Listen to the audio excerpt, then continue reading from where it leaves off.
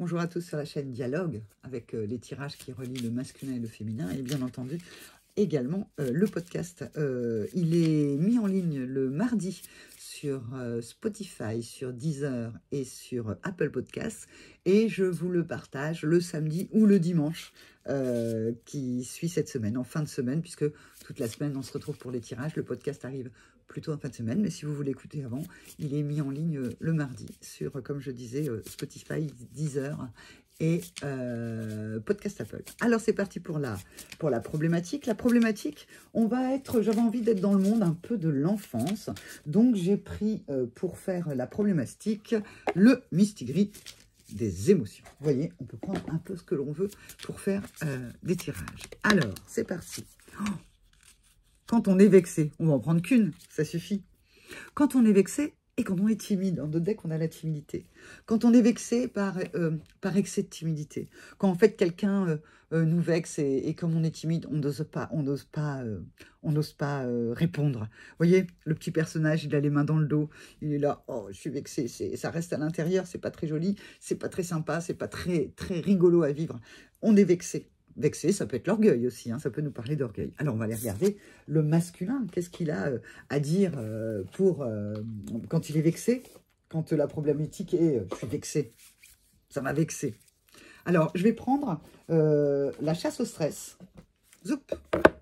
La chasse au stress, qui est un jeu de sophrologie adapté pour les 6-10 ans, que c'est moi qui l'ai écrit. Donc, vous pouvez le retrouver sous mon nom, Anne-Sophie Picard, si vous avez des enfants, ou même si vous aussi, vous trouvez qu'avec ces cartes-là, eh bien, en fait, ça vous permet de mieux vous retrouver, d'être à hauteur d'enfant, et de pouvoir faire ça également en famille. Alors, on va voir le masculin, en fait. Le masculin, qu'est-ce qu'il a à dire quand il est vexé? Quand il est vexé, on a se concentrer et les rêves. Je ne sais pas du tout, en fait, si vous allez voir la carte en entier. Donc, je vais faire comme ça. On va faire comme ça. Hop. Les rêves. Les rêves. Les rêves. Le masculin peut être vexé parce qu'il n'atteint pas ses rêves. Ou alors parce que, en fait, quelqu'un le met à distance de ses rêves. Il est vexé. Il veut se concentrer sur ses rêves et puis peut-être qu'au masculin, on lui dit mais pour qui tu te prends? Mais qu'est-ce que c'est que ces rêves de belles voitures, d'île au trésor, de je ne sais pas moi, de là où a envie d'aller le masculin.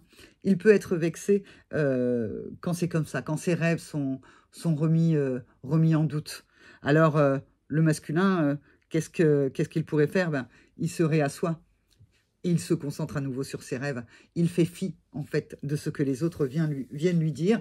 Il va aller regarder pourquoi je suis vexé parce que les autres pensent que mon rêve n'est pas un rêve, soit que je peux atteindre, soit que je peux réaliser, ou qui n'est pas pour moi.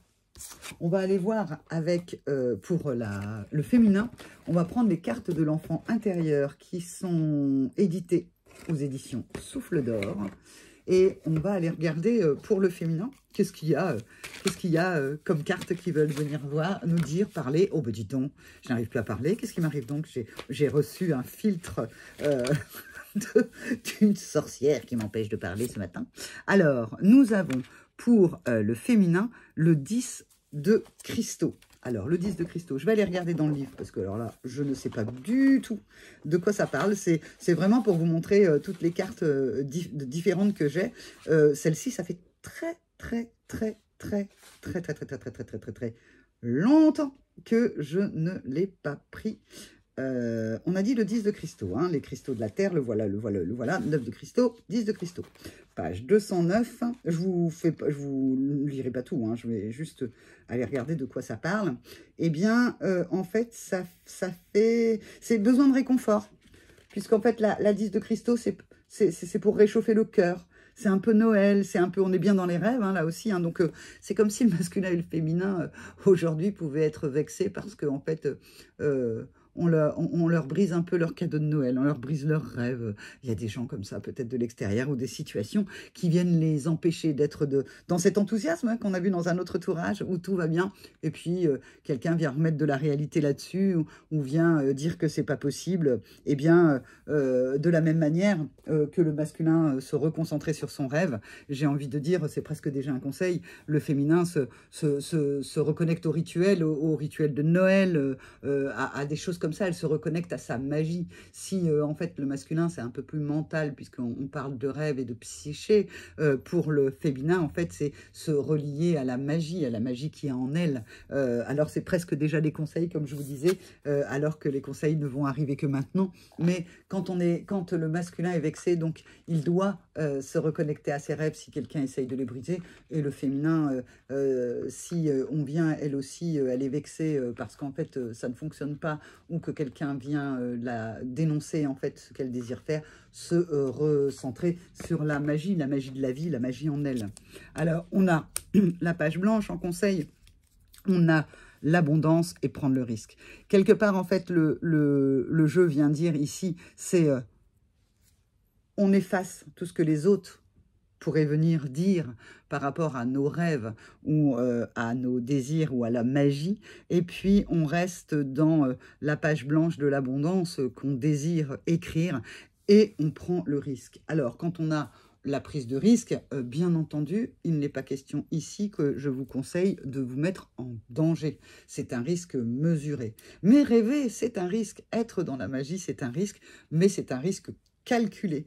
Et quand on est connecté à ses rêves, quand on est connecté à la magie de l'extérieur, à la magie de l'intérieur, quels que soient les rituels, quelles que soient vos croyances, quel que soit votre panthéon avec lequel vous vivez, vous cohabitez, vous co-créez, eh bien, en fait, vous pouvez vous connecter à tout ça et créer cette page blanche de l'abondance dont vous avez envie. Vous pouvez prendre le risque si vous êtes bien accompagné et si, bien entendu, ça ne vous met pas en danger.